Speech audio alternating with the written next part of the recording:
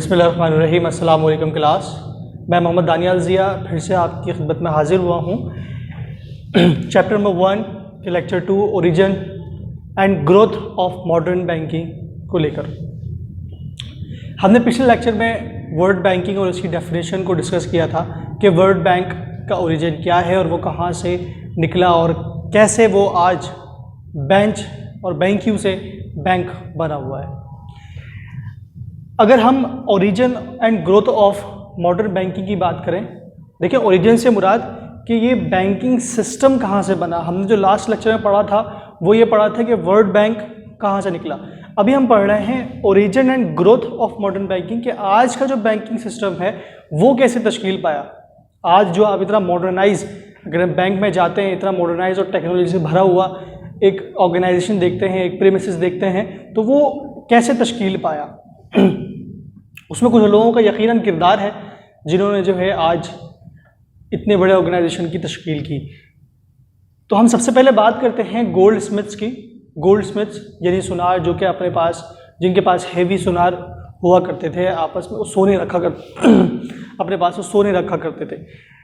तो लोग क्या करते थे कि लोगों के पास बहुत ज़्यादा सोना हुआ करता था और जाहिर है जब सोना इंसान के पास होगा, जब दौलत इंसान के पास होगी तो उसे टेंशन होगी। वो क्या करते थे कि भाई ज़मीन में खोद के वहाँ रख दिया करते थे।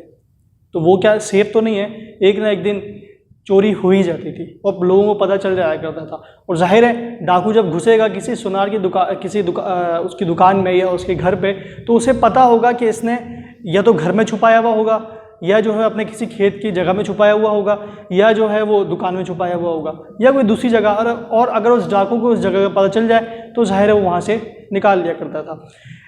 मेरे अब्बू जब इंडिया में हुआ करते थे तो वो यही हुआ करता था कि लोग जो है अपने पैसे, सोना तो नहीं हुआ करता था उस वक्त, लेकिन जो पैसे वो जो है ज़मीन के अंदर गाड़ दिया करते थे।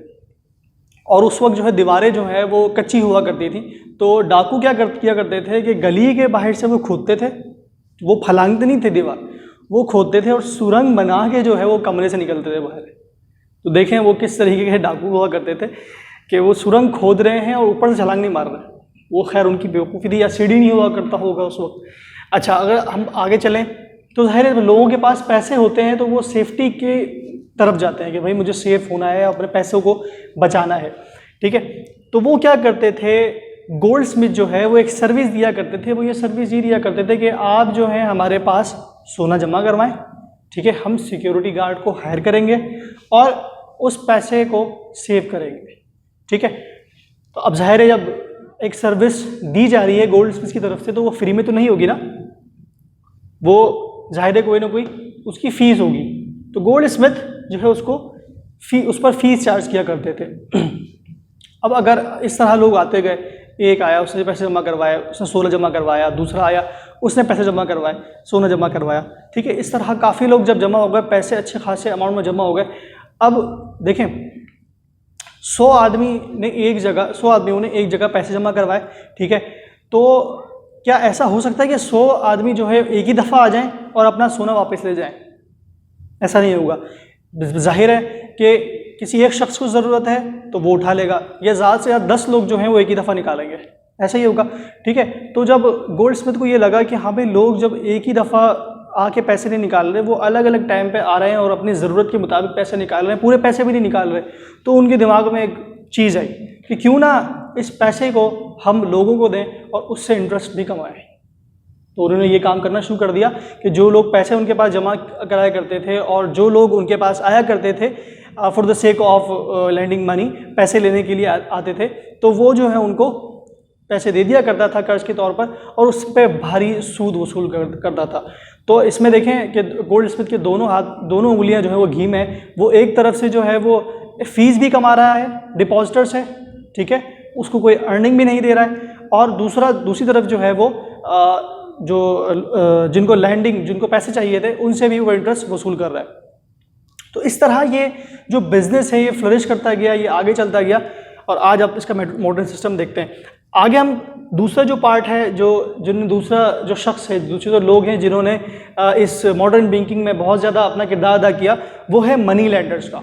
मनी लेंडर्स कौन थे? ये गोल्ड स्मिथ तो बनाए हुए थे ना, अपने आप को उन्होंने बनाया था, उनके पास पैसे आते थे और उसके बाद उन्होंने ये काम करना शुरू किया। लेकिन मनी लेंडर्स जो थे उनका काम ही यही था कि वो लोगों को क्या करते थे, पैसे देते थे, और उसकी जगह क्या, उसके बिहाफ पे जब वो क्या करते थे, इंटरेस्ट कमाया करते थे। तो उनका काम ही यही था, वो अपने ज़िंदगी के लिए इंटरेस्ट पर ही मुनहसिर थे। उनके पास अच्छे खासे पैसे हुआ करते थे और वो उससे इंटरेस्ट कमाया करते थे, राइट स्टूडेंट्स। तो ये मनी लेंडर्स जो है इनके पास बहुत ज़्यादा पैसे हुआ करते थे। ये जो है मुग़ल एम्पायर के टाइम पे जब मुगलिया दौर था, तो उसमें जब हिंदू सेठ जो थे, ज़ाहिर है उनको तो पैसे तो बहुत ज़्यादा लगा हुआ है और इंटरेस्ट जिसको वो ब्याज कहते हैं उसको कमाने के बहुत ज़्यादा माहिर थे। तो वो जो है मुग़ल एम्पायर को, यानी रॉयल फैमिली जो हुआ करती थी, उनको एक भारी सूद पर लोन दिया करते थे। फिर यही बिजनेस जब लोगों ने देखा हाँ भाई ये भी बड़ा प्रॉफिटेबल है, तो इटली और रोम में भी ये चीज़ बहुत ज़्यादा चलने लगी। आखिर में हम बात करेंगे मर्चेंट्स की,